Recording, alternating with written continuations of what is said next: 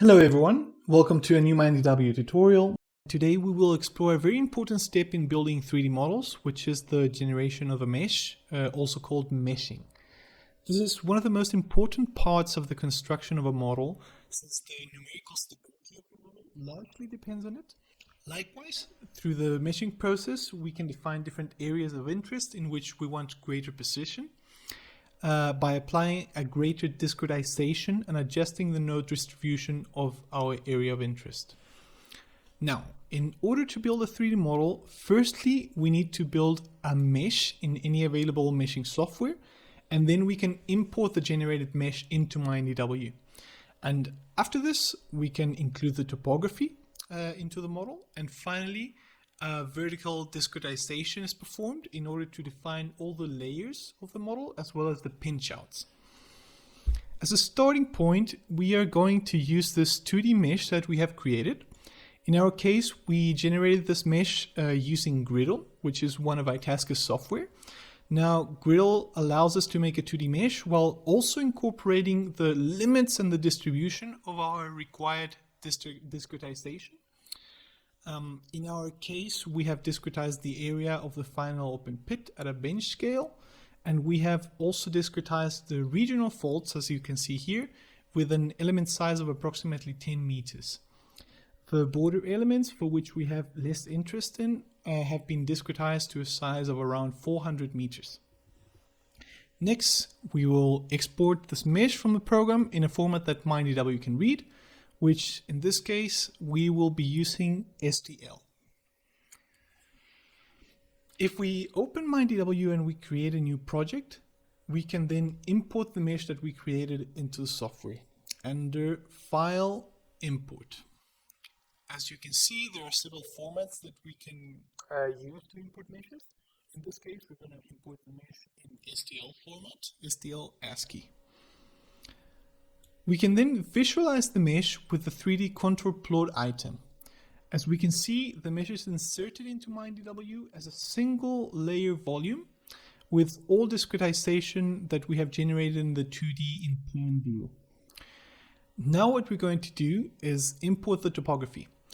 For that, we're going to load a text file in which we have the topographical points in X, Y, and Z coordinates. We start by selecting all of the nodes.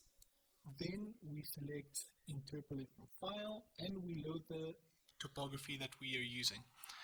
The file we're using is just a text file in .dat format with X, Y, and Z coordinates for the points of the topography, as you can see here. Then if we select open, the interpolation box appears in which we will, in this case, select an inverse distance interpolation between the points, taking into account 8 elements with a power of 2.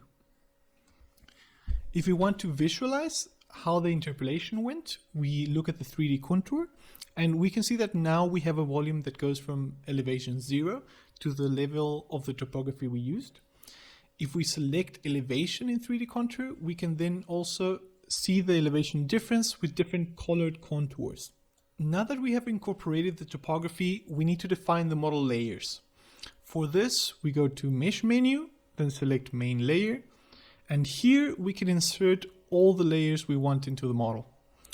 Layers can be generated in MINEDW in 4 different ways, with either a constant elevation, with an average function, which generates a layer between elevations of the upper and lower layer, with a fixed thickness, or with a defined depth. In this case, we're going to generate layers with constant elevations at 500 meter intervals.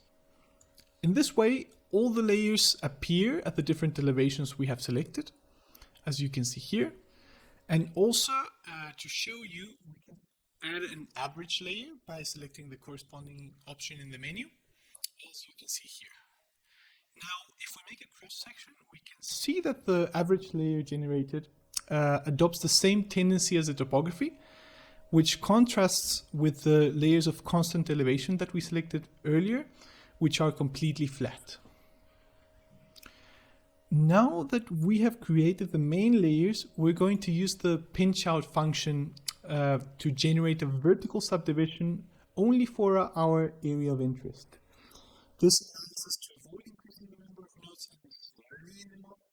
especially in areas where we have no interest, and thus we can avoid the unnecessary computational cost that the model would have from including more nodes. For the pinchout, we select mesh, then pinchout, and we can select the number of divisions per layer we need. Then, to select the area we want to apply the pinchout in, we open pinchout in the menu and then select what we want to discretize with the selection tool, which in our case will cover the whole final pit area in plan view. Then we select the elements and we choose our corresponding pinchout type.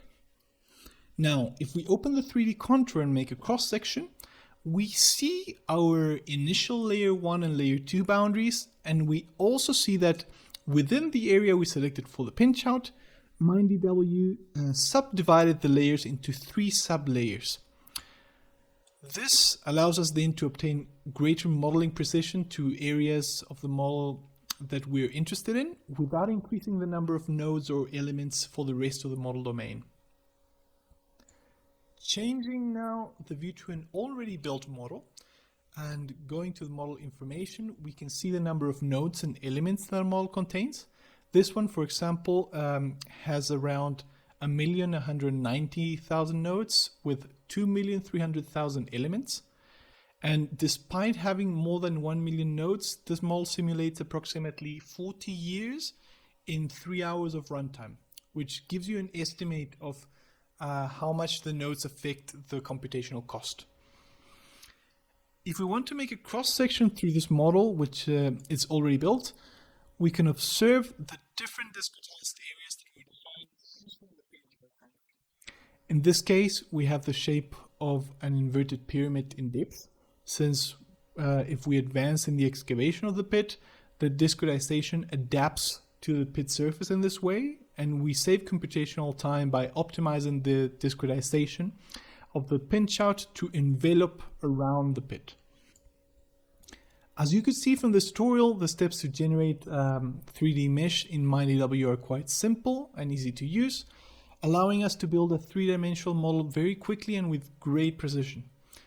This then concludes our tutorial for today on meshing and building a 3D model in MINEDW. Subscribe to the channel and follow Itasca for the latest news on software development and modeling. Thank you very much and see you next time.